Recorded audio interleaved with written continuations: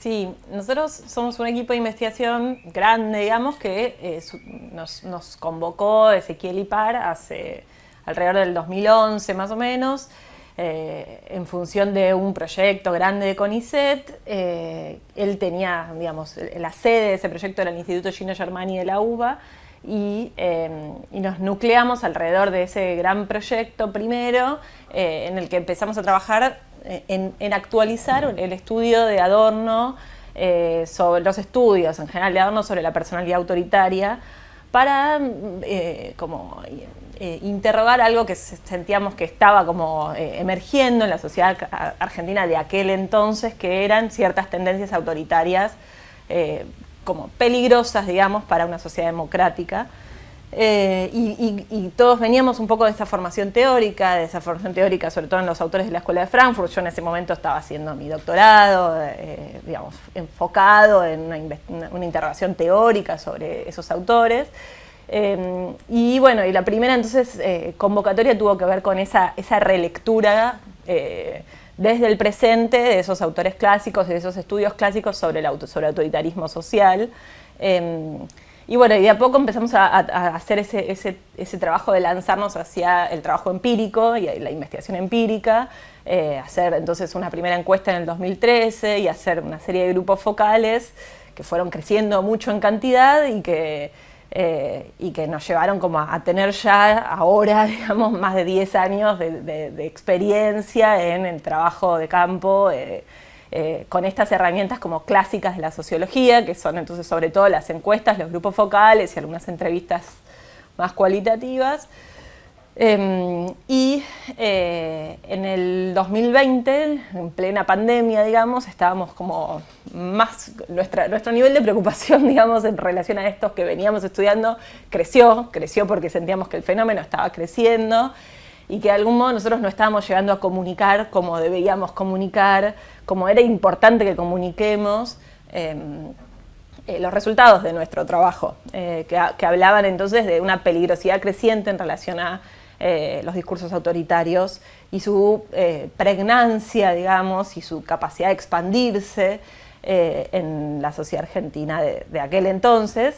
Y entonces, por eso hicimos este movimiento de como construir con Micaela Cueste, con Ezequiel Ipar, el LEDA en la UNSAM, que tuvo que ver con darle como más con una intención de darle más visibilidad a esos trabajos que veníamos haciendo y más sistematicidad también, ¿no? Tratar de hacerlo como ya no tan atado a las lógicas de los financiamientos esporádicos que conseguíamos del CONICET, sino tratar de ordenar un poco esos trabajos de campo y poder hacer informes más o menos periódicos que muestren entonces más públicamente todo ese trabajo.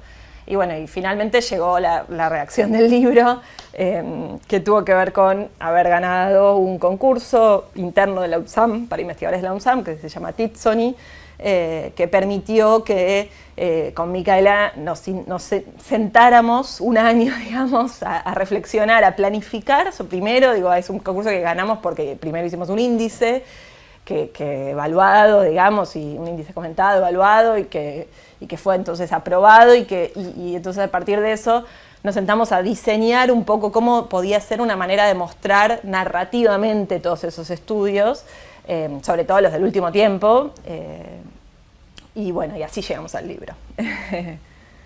El concepto central, digamos, o los conceptos centrales que nos permiten como abrir nuestra mirada, son entonces el concepto de ideología y de subjetividad, ¿no? Nosotros ustedes no hablamos, de hecho, en el libro, creo que en ningún momento, de nuevas derechas, aunque todo el tiempo estamos rodeando ese fenómeno, porque lo que estamos mirando no son tanto, digamos, no son solo, no son exclusivamente los movimientos políticos, ¿no? Sino más bien las condiciones de posibilidad subjetivas que hacen a que un fenómeno político tenga éxito luego, ¿no? Justo se dio, no casualidad, pero se dio que tuvimos elecciones el año pasado, y ahí tenemos como, en las elecciones tenemos como un dato muy fidedigno de la capacidad de interpelación de determinados discursos políticos, y entonces ahí podemos ver que eso que nosotros, ¿no? Como comprobar de algún modo que eso que nosotros veíamos viendo en expansión, que era entonces las condiciones de posibilidad subjetivas en función del crecimiento de una ideología que articulaba distintas tramas del autoritarismo social, algunas más nuevas y otras más viejas, tuviera éxito, ¿no? Pudimos entonces, digamos, de algún modo las elecciones nacionales encima nos sirven para hacer como casi un censo de la capacidad de interpelación de los discursos políticos, pero nosotros en realidad lo que estudiamos no es directamente a los discursos políticos ni a los fenómenos políticos en sí mismos, ni a sus tramas políticas internas, ¿no? Sus alianzas, sino más bien las condiciones que hacen a la posibilidad del éxito de esos discursos políticos en todo caso. Por eso digo que el concepto de subjetividad autoritaria, en este caso, que nosotros de hecho habíamos publicado un libro hace unos años que se llamaba así, con todo el equipo de investigación grande del Germani, que tiene el nombre del GESID. Bueno, con ese grupo habíamos hecho una primera publicación de primeros resultados que se llamaba La subjetividad antidemocrática. Y entonces enlazado a ese concepto de subjetividad antidemocrática está el concepto de ideologías autoritarias, que son como nuestra entrada al fenómeno político contemporáneo. Entonces, digamos que lo que hacemos efectivamente es algo que podemos enmarcar en la crítica de las ideologías, y así nos interesa pensarlo, digamos, y eso le da como su especificidad, tanto a la metodología como a la lectura que hacemos de los resultados, ¿no? Que, digamos, nunca son tomados en su digamos, siempre son pensados, desgajados de los sujetos enunciadores de algún modo, ¿no? Los discursos que analizamos nos interesan en tanto discursos sociales circulantes y no en tanto quién dijo qué cosas, ¿no? Eso creo que tiene que ver también con la mirada que tenemos. Lo que pasa es que ahí también diría que retomamos esa tradición muy propia de la Escuela de Frankfurt de pensar a las ideologías en relación con las estructuras tecnológicas que las hacen funcionar de algún modo, ¿no? Y digo, estoy pensando en el trabajo sobre la industria cultural clásico de Adorno y Horkheimer. Bueno, un poco cuando construimos Aleda, nuestra sospecha también tuvo que ver en ese entonces con que había algo que no estábamos prestando atención hasta el momento, a lo que no estábamos prestando atención, que era esa infraestructura tecnológica que estaba cambiando como las condiciones entonces estructurales de la conversación pública, que también afectaban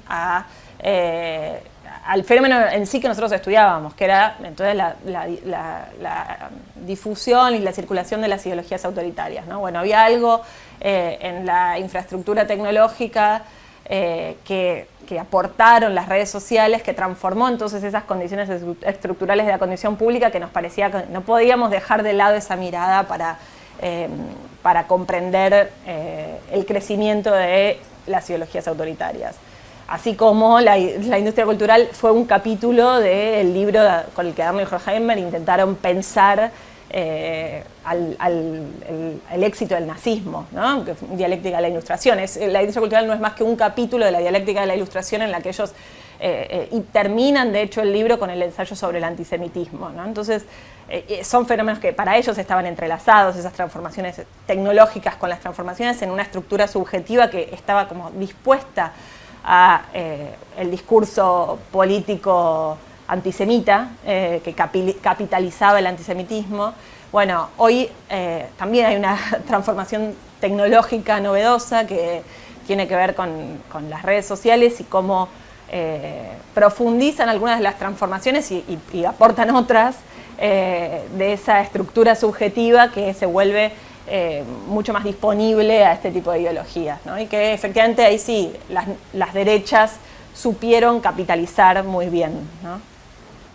Bueno, Prejuicio y Política es un libro que como toma el prisma del prejuicio para pensar el crecimiento la capacidad de crecimiento de los discursos autoritarios en la sociedad argentina contemporánea. Entonces, haciéndonos la pregunta por cuál es la estructura subjetiva que está detrás del prejuicio y su especificidad en tanto se puede volver un fenómeno patológico para las sociedades democráticas.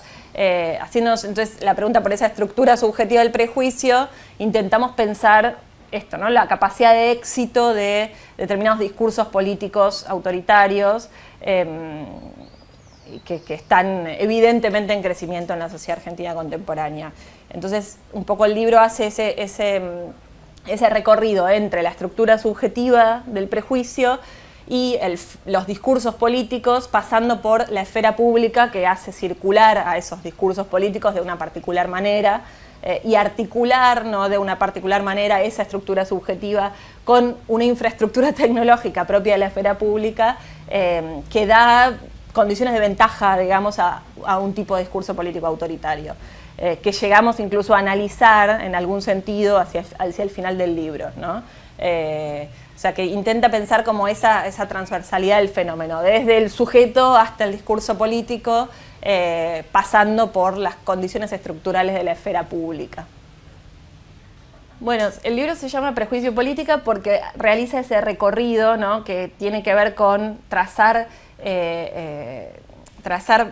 más bien dos extremos de un fenómeno, ¿no? Como enlazar dos extremos de un fenómeno. Algo que nosotros veníamos estudiando muy insistentemente, que tenía que ver con transformaciones de la subjetividad asociadas sobre todo al neoliberalismo, ¿no? Y digo, hay mucho del libro que tiene que ver con eso, y discursos políticos que enlazan con esas transformaciones de la subjetividad, ¿no? Entonces, de algún modo, la apuesta del título también tiene que ver con que si estudiamos solo las transformaciones de la estructura subjetiva, nos está faltando la atención a un fenómeno contemporáneo que son efectivamente las derechas y las extremas derechas con éxitos políticos rotundos a nivel global. Digamos, es necesario enlazar esos dos fenómenos para que al fin y al cabo las derechas tengan el éxito que tienen, ¿no? Es decir, es necesario pensarlos al mismo tiempo, quiero decir. No alcanza con mirar solo los discursos políticos de derecha, no alcanza con mirar solo las transformaciones de la subjetividad. Creemos que hay que pensar esas dos cosas como enlazadamente. Y bueno, esa es un poco la apuesta que hacemos en el libro.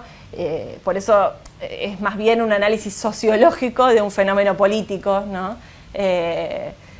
Y esa es la entrada por el prejuicio, tiene que ver con esa mirada sociológica, ¿no? Con un tema clásico entonces de la sociología, que es el prejuicio como mediación en el modo en el que nos relacionamos con los otros, una mediación que puede fácilmente volverse una mediación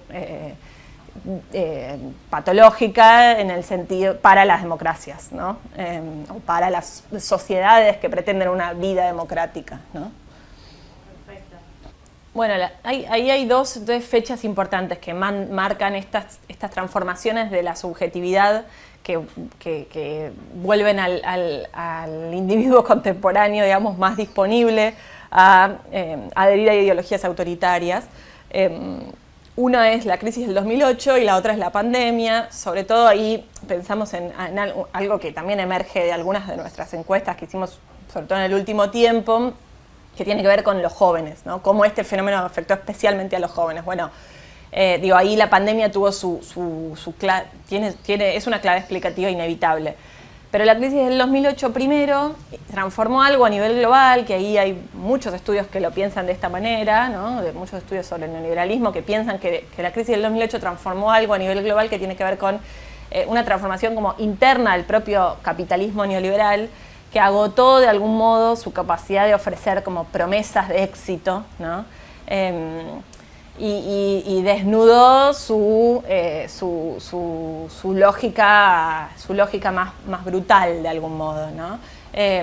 Sobre todo tiene que ver con una escasez del sistema que se volvió entonces como irreconciliable con promesas de, por ejemplo, integración a un mundo global interconectado, ¿no? Ya esas promesas del neoliberalismo, que en la Argentina fueron, por ejemplo, muy exitosas en los años 90, pero que todavía después de los 2000 había como resabios de eso en algunos discursos políticos, que entonces había como una promesa de un neoliberalismo, digamos, para decirlo rápido, alegre, ¿no? Feliz, que tenía un final feliz posible.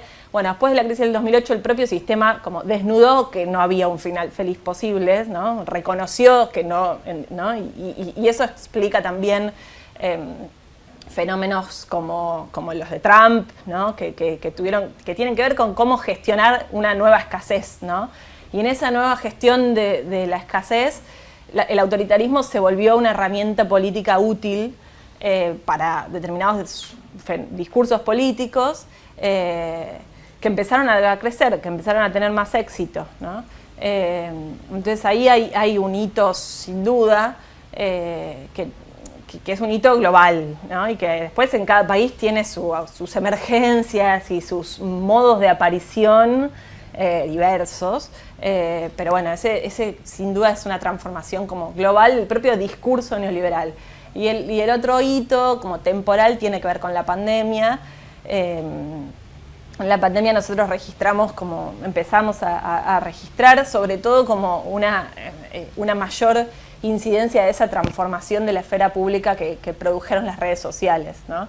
Esa estructuración novedosa de la esfera pública se volvió obligatoria, digamos, en la pandemia, y eso también benefició de algún modo un tipo de subjetividad menos reflexiva, que está más dispuesta como a las reacciones afectivas, ¿no?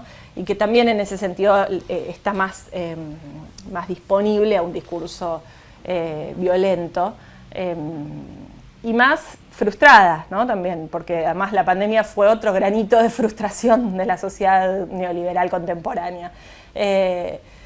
Digamos, un momento en el que los horizontes de salida se estaban cerrando y se veían cada vez más oscuros. Nosotros indagamos un poco eso también en los estudios que hicimos en ese entonces, ¿no?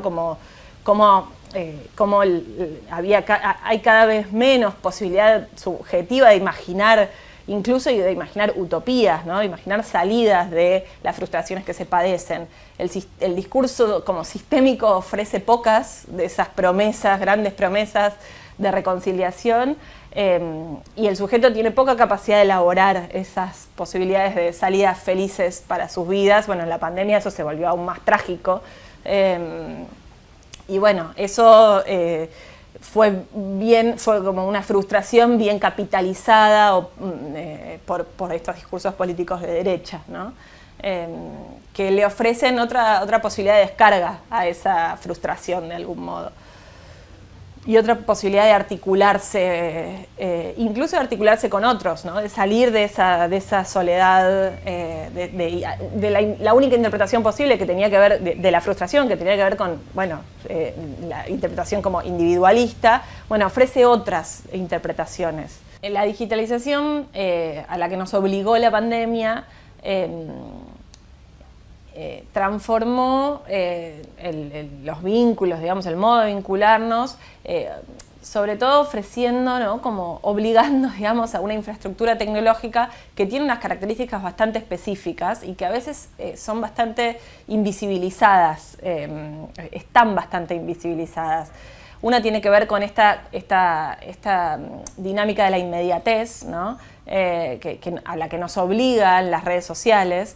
Es un tipo de circulación de información que está como gobernada por la circulación veloz de contenidos, y nos obliga entonces a una atención muy a lo inmediato y poco y debilita la capacidad de atenciones más largas, ¿no? Debilita el propio tiempo de atención. Ahí hay muchos estudios que muestran eso, ¿no? Pero hay muchos estudios que muestran eso, pero al mismo tiempo somos poco conscientes. Fue muy naturalizado ese proceso, ¿no? Entonces ahí hay un trabajo que nuestro tiene que ver con intentar visibilizar eso. Y no solo eso, sino algo que está muy invisibilizado también, que es la incidencia de los propios algoritmos que estructuran esa circulación vertiginosa de contenidos de una determinada manera. No es solo que es rápido, además los algoritmos favorecen un tipo de circulación y no otra, y cada algoritmo lo hace de distinta manera incluso,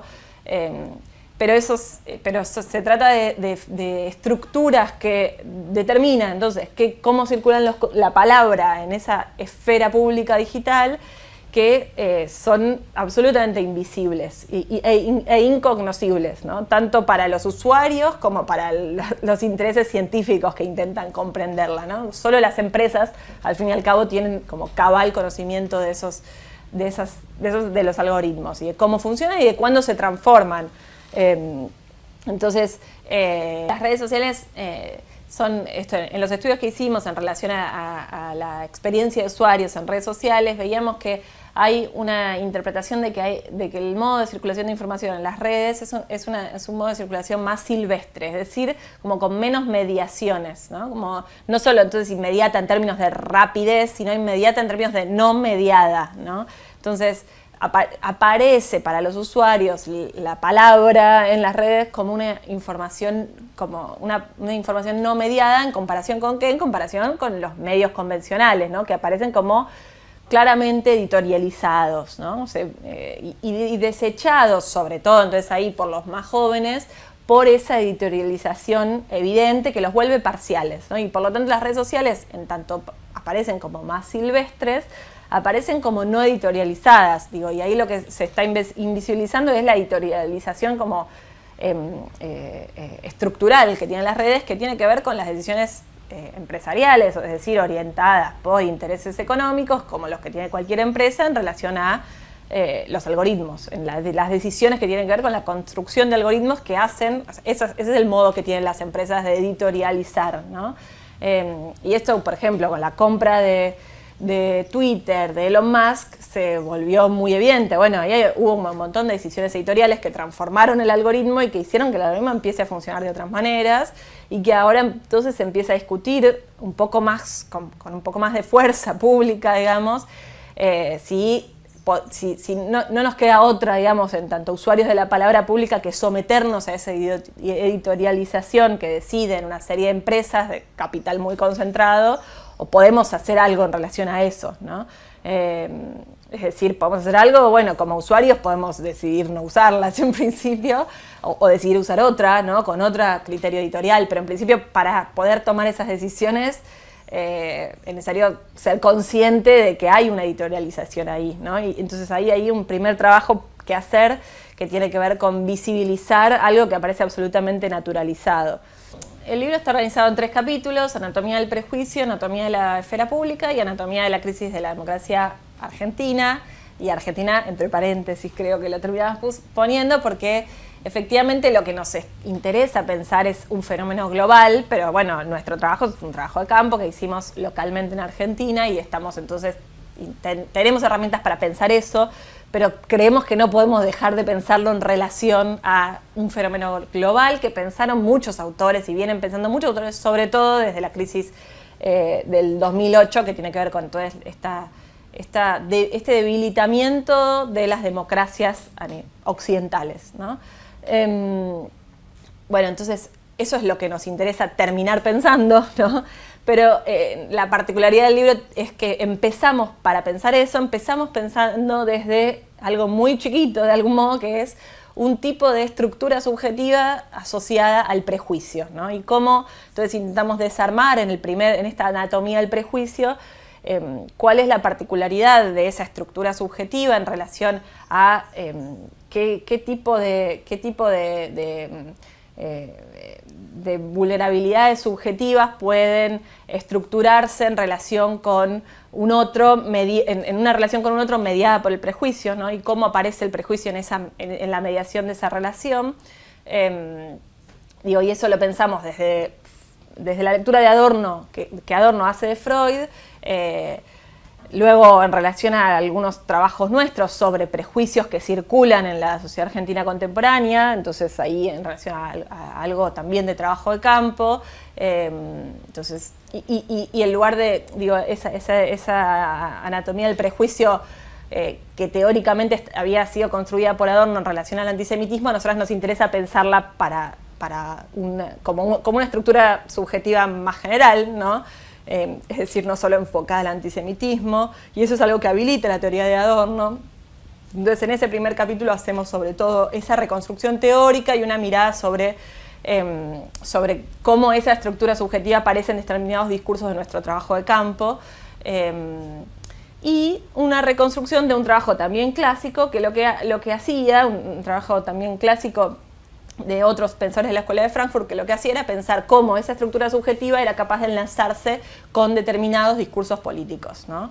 Entonces ahí hacemos esa reconstrucción que, digamos, es más una reconstrucción con un mayor peso teórico que el resto del libro quizás, porque tiene que ver con reconstruir cuál es nuestra mirada, ¿no?, de todos estos fenómenos que después vemos más funcionando en el segundo capítulo, que tiene que ver con la anatomía de la esfera pública, en donde pensamos, entonces ahí sí, como retomando una tradición de la Escuela de Frankfurt que viene de los trabajos sobre la industria cultural, pero que luego Habermas profundizó muy ampliamente, digamos, con sus trabajos sobre la esfera pública.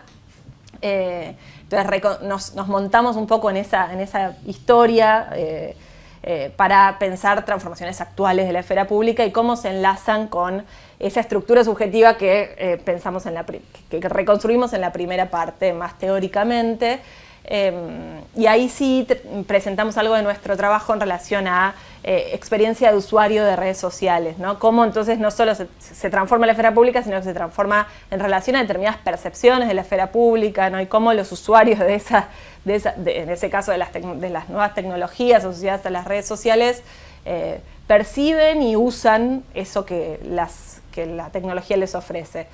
Entonces todo eso está como puesto a disposición de pensar cómo se fragilizaron las adhesiones a la democracia argentina en los últimos años, y eso es lo que hacemos en el último capítulo, en donde reconstruimos las teorías, ahí sí, digamos, en principio de distintas latitudes que existen para pensar esta crisis de la democracia en relación a las transformaciones del capitalismo neoliberal, como a partir de la crisis del 2008, ¿no? Entonces, hacemos primero una reconstrucción de esa discusión entre distintas perspectivas críticas del neoliberalismo y su vínculo con la crisis de la democracia de las que somos contemporáneos y de la que la Argentina es parte, ¿no? Y es un capítulo de algún modo, para luego sí ir a nuestro trabajo de campo y visibilizar un poco más cómo vienen transformándose esas adhesiones en las subjetividades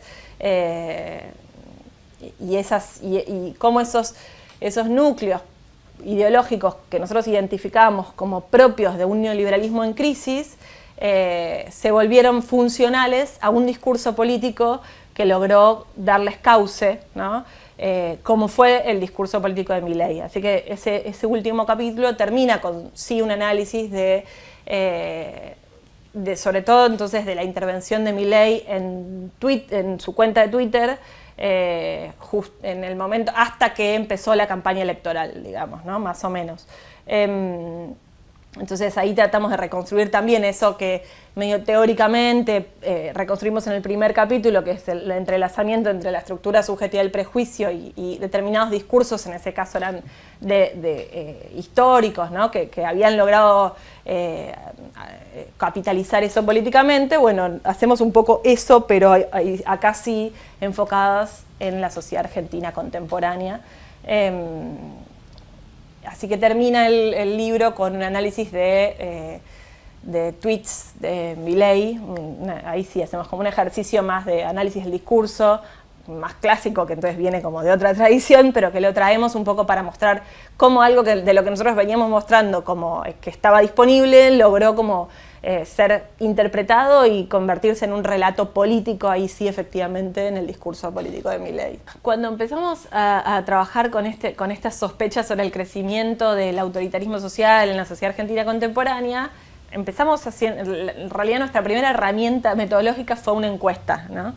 Nos sirvió para medir efectivamente una encuesta que ahí sí retomaba muy directamente cosas de una encuesta clásica de Adorno y Horkheimer en la personalidad autoritaria, ¿no? Como la escala F, que es una escala como clásica de ese estudio. Le intentamos actualizar, hicimos un primer como análisis de medición. pero se nos volvió evidente que había como algo, como a pesar de que era una herramienta pensada para estas cuestiones ideológicas y por lo tanto ofrecía, por ejemplo, no solo cuán de acuerdo, la posibilidad de decir cuán de acuerdo está usted con un enunciado, sino que ofrecía, por ejemplo, justificaciones para ese enunciado, ¿no? Entonces nos permitía ya empezar a ver algo más profundo en relación a la ideología de los sujetos, que es esto de cómo se estructuran las justificaciones que hacen a la adhesión, a las opiniones, ¿no? Pero nos dábamos cuenta que había ahí una limitación que tenía que ver con indagar los argumentos que estaban detrás de esas adhesiones, ¿no? Y cuando empezamos a trabajar con grupos focales nos dimos cuenta que indagando en los argumentos no solo podíamos como contar de algún modo como cuán extendida está una ideología, sino que podemos desarmar un poco más cuál es ese entrelazamiento entre fragilidades subjetivas y disposiciones ideológicas, ¿no? Es decir, cómo se entrelazan esas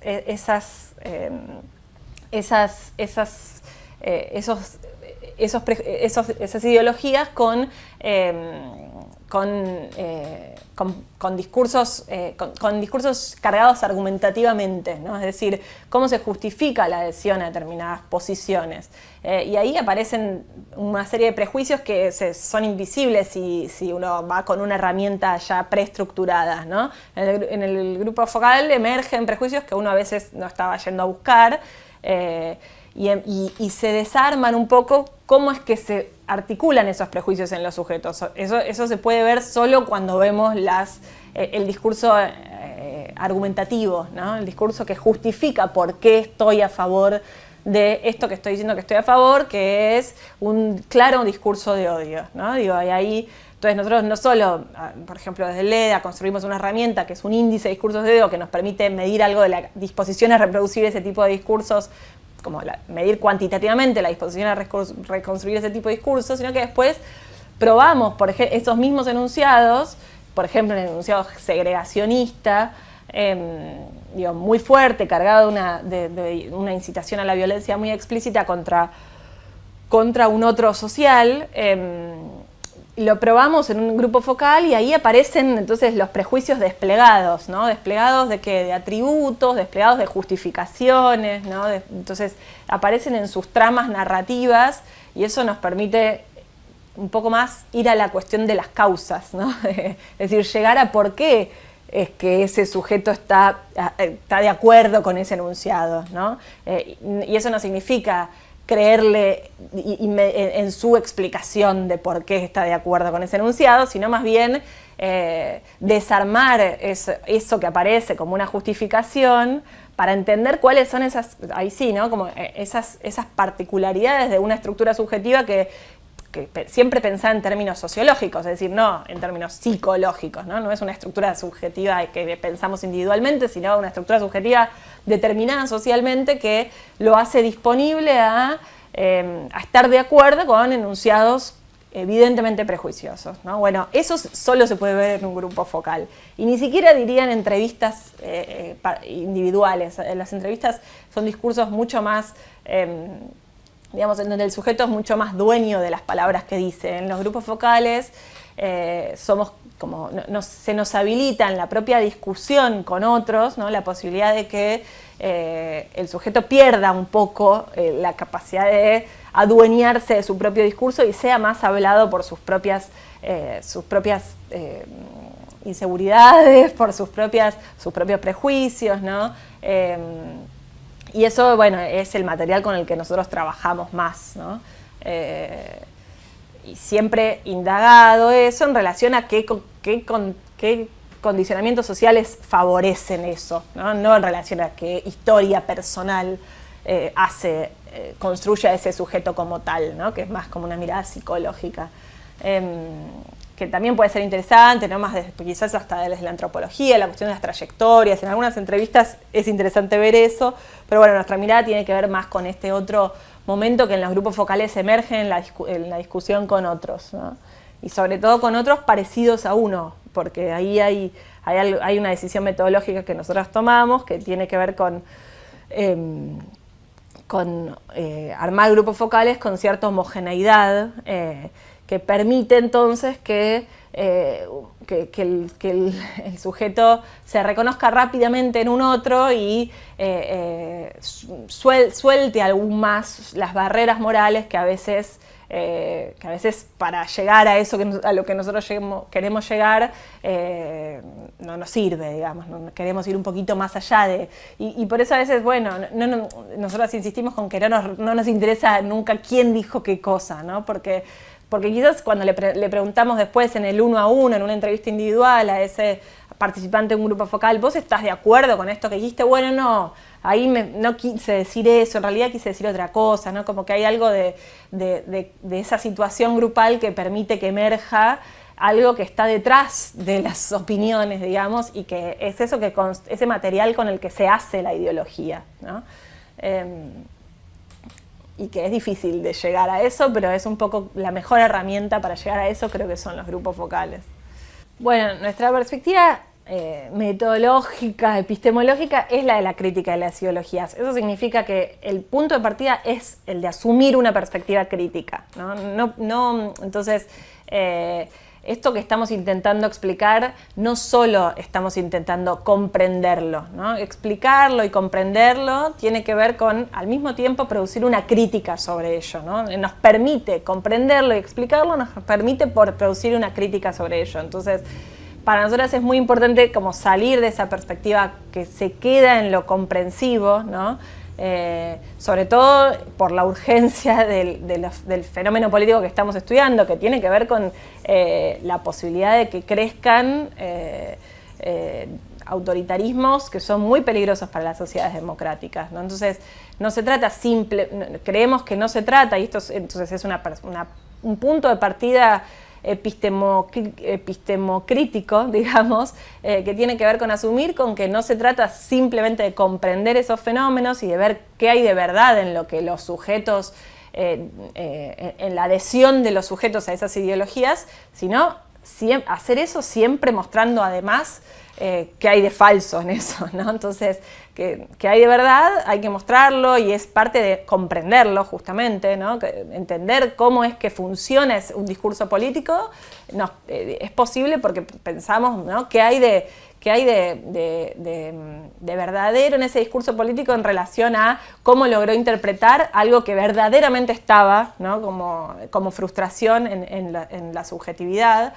Ahora, lo que era verdadero era lo que estaba en la subjetividad en todo caso, ¿no? El discurso político le da un relato a eso y es un relato que hay que desarmar también, por eso nos interesaba no quedarnos solo con la estructura subjetiva, ¿no? Sino intentar desarmar también cómo el discurso político le da un relato a en este caso a un padecimiento, a una frustración que la dispone a esta violencia contra un otro, ¿no? Y eso no es verdadero, digamos, eso es una posibilidad que habilita, sobre todo que habilitó los fascismos históricos, ¿no? Habilitaron los fascismos históricos, entonces es más bien una utilización política que uno puede denunciar, entonces ahí sí, en esa utilización que hace de un padecimiento verdadero, pero que está de algún modo desanclado políticamente y que el discurso político ancla y estructura de una determinada manera. Que más allá de esto de lo falso y lo verdadero es una manera de mirarlo, pero uno puede decir, además de pensar si es falso o verdadero, puede decir, bueno, es falso porque no muestra las causas estructurales de ese padecimiento y por eso decimos que es falso, ¿no? Pero además de ser falso por no mostrar las verdaderas causas detrás de ese padecimiento y ofrecer otras, ¿no? Con la lógica del chivo expiatorio, además está mal moralmente, ¿no? Y esa es una postura que una perspectiva epistemocrítica tiene que poder asumir. Está mal buscar chivos expiatorios para un padecimiento y desplegar la violencia contra esos otros como manera de salir. Está mal porque está mal moralmente, está mal porque no es la verdadera causa y porque tampoco va a ser el verdadero camino a resolver ese padecimiento, ¿no? En términos de efectividad también tiene problemas. Entonces, digo, ahí me parece que una perspectiva crítica tiene que poder hacer ese despliegue, de no solo mostrar qué es lo verdadero del fenómeno, dónde se ata ese discurso político en algo que verdaderamente existe en los sujetos, sino también reproducir la crítica de eso. Entonces, mostrar por qué es falsa la explicación política que hace ese discurso político del padecimiento, mostrar por qué está mal moralmente y, o sea, sobre qué valores se apoya, ¿no? Y en todo caso, ahí hay mostrar qué decisiones valorativas están detrás de ese relato, qué orientaciones valorativas están detrás de ese relato político específico y cuál es su falla en términos de efectividad. Así no se van a resolver los problemas que están detrás de ese padecimiento, ¿no? En la última parte del libro, entonces, nosotros reconocemos como 3 de estos núcleos ideológicos del neoliberalismo que le son funcionales entonces al crecimiento del discurso autoritario. Uno es el emprendedorismo, otro es la reinterpretación de una idea de libertad y otro es el desplazamiento de los significados del término justicia social, ¿no? Bueno, y eso es algo que efectivamente trabajamos muy en concreto en los grupos focales que hicimos desde el principio de nuestra investigación, que tiene que ver con desarmar cómo funciona, por ejemplo, la adhesión de los sujetos a la ideología emprendedora, ¿no? En la ideología, y ahí incluso registramos ciertas transformaciones en esa adhesión, ¿no? Había una adhesión más bucólica, más romántica hace unos años, en los estudios que hacíamos en el 2015, en el 2016 y en el 2017, había modos de identificarse entonces con el emprendedorismo que tenían que ver más con imaginar que ahí sí efectivamente había una posibilidad de triunfo de las trayectorias individuales, que estaba completamente entonces desgajada de cualquier condicionamiento, imaginariamente de cualquier condicionamiento social, ¿no? Y ahí ya había una primera predisposición a que sobre esos otros que entonces no eran para nada necesarios en el imaginario de éxito del emprendedor, se pudiera descargar, digamos, la violencia, en principio una desresponsabilización de esos otros, ¿no? Porque no eran necesarios en el imaginario emprendedor para el triunfo individual. Ahí ya hay una primera como condición de posibilidad para el enlazamiento entre esas ideologías neoliberales y los autoritarismos, ¿no? Pero después, sobre todo con la pandemia, empezamos a registrar que esa crisis de la posibilidad de tener un triunfo individual desgajado del resto, ¿no? Como la crisis como profundizada por la pandemia y sobre todo esta vulnerabilidad compartida que se nos hizo como inevitablemente visible en la pandemia, ¿no? Somos todos igual de vulnerables en esto.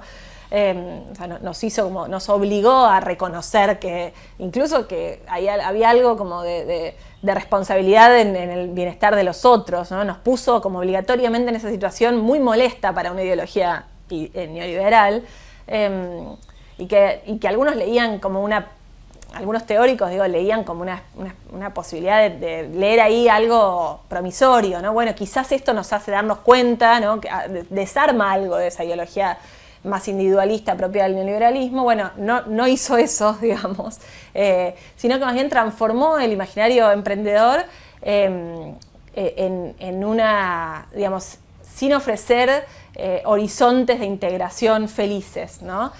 Horizontes de triunfo individual felices, ya, de integración a la sociedad exitosa, digamos, ¿no?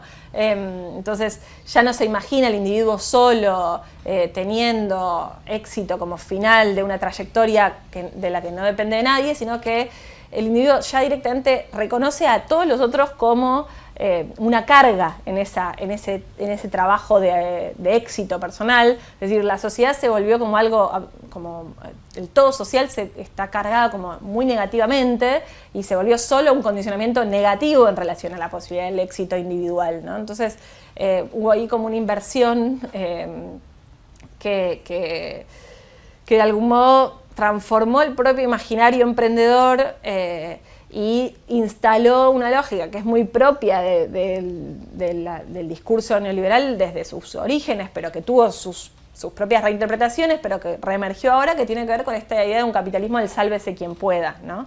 Es decir, volvió más claro, más evidente que es en la lucha, directamente en la lucha, ¿no?, contra un otro que se puede conseguir el éxito individual. Ya no es simplemente desresponsabilizándose de un otro, sino es luchando contra todo condicionamiento social, ¿no?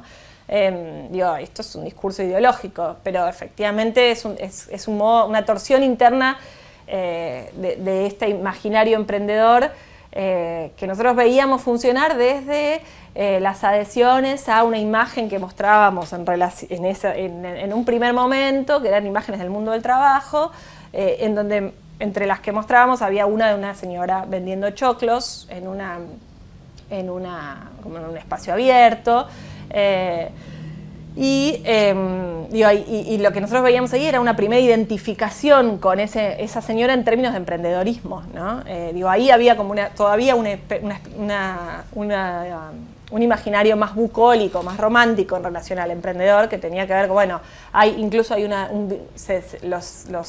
los participantes de grupos focales decían que su ideal era el de la señora vendiendo choclos, que era una señora claramente en condiciones de necesidad, que iba a vender choclos a una plaza o a un lugar público porque no tenía otra cosa que hacer laboralmente, no tenía otra salida, digamos, era como muy explícito eso en la foto, y sin embargo producía identificaciones, es decir, producía como cierto deseo, la libertad que prometía esa escena, y la posibilidad y todavía estaban en el trabajo de campo que hacíamos en el 2016 y en el 2017 la posibilidad de imaginar que desde ahí se podía construir un imperio del choclo, ¿no? Y pues se podía construir un gran éxito individual gracias a ese mero esfuerzo, ¿no? Bueno, eso después de la pandemia empezó a desarmarse un poco, pero no en un sentido promisorio, sino más bien se volvió más claro que ese esfuerzo era un esfuerzo sacrificado, que requiere mucho sufrimiento y que requiere también pasar por encima a otros, ¿no? Así es como fue como torsionando esa ideología.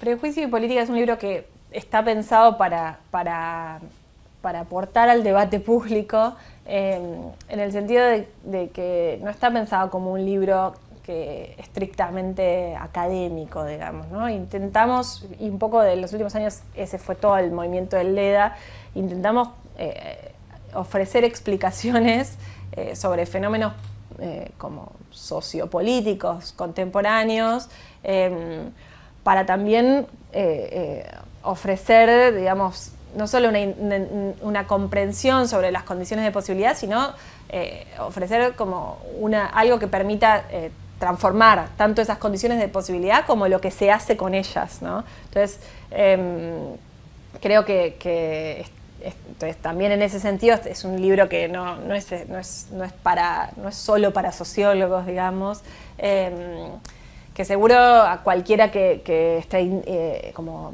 interesado en comprender el fenómeno político del que somos contemporáneos, que tiene que ver entonces en principio con una crisis de la democracia a nivel global, de la que nosotros somos un capítulo local. Todo quien esté interesado en entender eso y en hacer algo en relación a eso, creo que puede encontrar elementos en este libro, tanto entonces en esto, ¿no? En comprender qué hace a los sujetos adherir a ese tipo o sea, al fin y al cabo votar a ese tipo de discursos políticos, como en pensar digamos, imaginar desde ahí qué otros discursos posibles es susceptible, digamos, de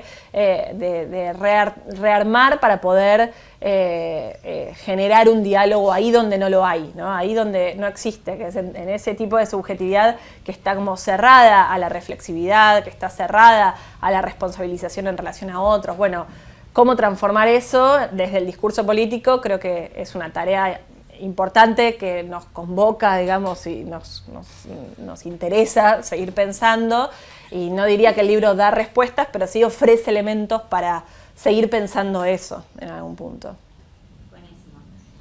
Nosotras decimos que ahí, sobre todo en el principio del tercer capítulo, que es el de la crisis de las democracias, lo que decimos es que las categorías para pensar esta crisis están también como siendo cuestionadas, ¿no? Porque creo que lo que sucede es que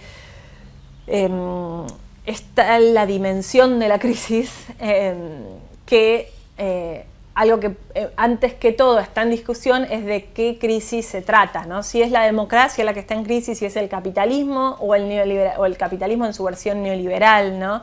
Ahí hay toda una primera discusión que está como de algún modo solo reconstruida en el libro, pero que es interesante para indagar y para entender un poco el marco en el que estamos, que tiene que ver con pensar esto, qué es lo que está en crisis, y que es una discusión que están dando las ciencias sociales, y que entonces es una discusión como categorial, ¿no? De con qué categorías pensamos esto que está pasando. ¿Son las categorías de la ciencia política o son categorías más propias de las teorías críticas del capitalismo, las que nos permiten comprender esto, ¿no?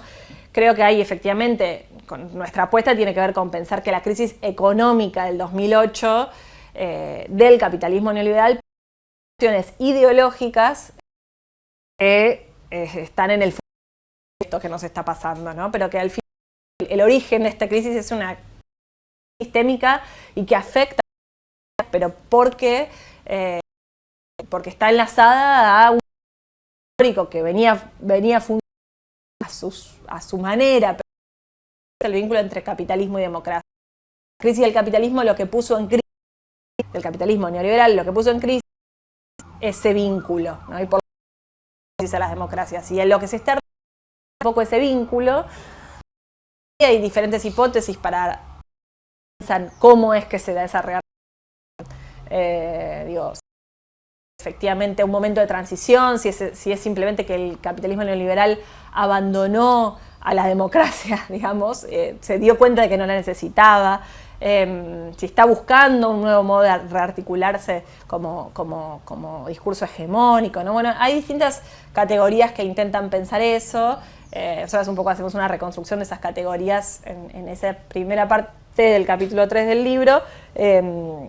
Y ahí creo que lo que está claro es que está abierto ese debate, ¿no? Que es un debate en el que todavía hay que seguir pensando y hay que incluso hasta esperar un poco que el fenómeno termine de suceder o siga sucediendo o se articule, ¿no? Para poder dimensionarlo en su profundidad.